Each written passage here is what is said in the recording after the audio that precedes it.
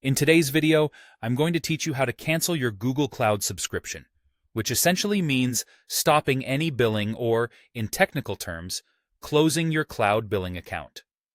Now, it's important to note that while you can't fully delete your billing account due to auditing reasons, you can certainly make it inactive. This way, you'll stop any further charges from accruing. So, let's dive into the process step by step. First things first, you'll need to ensure you have the right permissions. To proceed with closing a billing account, your Google user account must be granted the Billing Account Administrator role. Alternatively, you can have a role that includes the billing.accounts close permission for that particular billing account.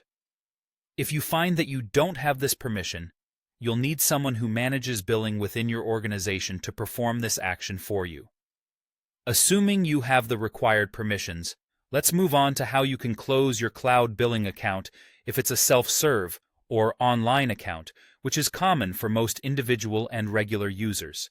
To do this, head over to the Google Cloud Console and navigate to the Billing section. From there, jump over to the Account Management tab. Now, select the billing account that you want to close. Look towards the top of the interface, and you should see an option to Close Billing Account. Click on that.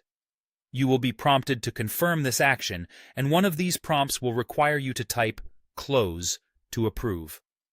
Once you've done that, your account will be closed. To take it a step further, you might want to go to the Payment Methods section and remove your card or any other payment method you've used.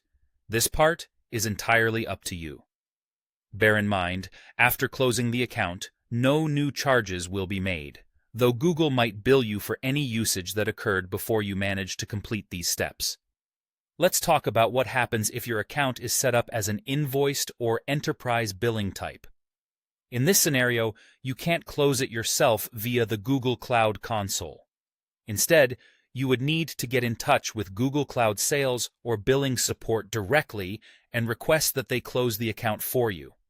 Now, if you don't want to close your entire billing account but are keen on stopping the billing for certain projects, there's a way to handle that too. Once again, from the Cloud Console, go to the Billing section, and then to My Projects, or possibly just Projects under Billing. For each project that you don't want to incur charges for anymore, simply click Disable Billing or unlink it from the billing account. Do be cautious with this option.